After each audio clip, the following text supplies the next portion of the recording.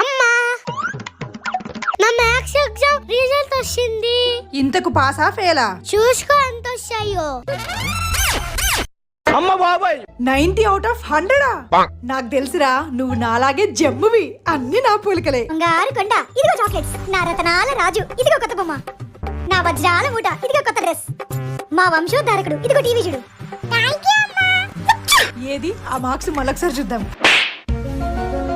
ఏదో తేడాగా ఉందేంటి? నీకు నిజంగా 90 వచ్చాయా?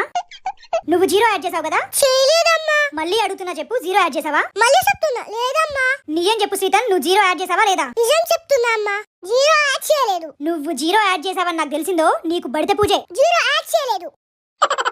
నేను నమ్ముతున్నా, అన్ని నా పోలికలే.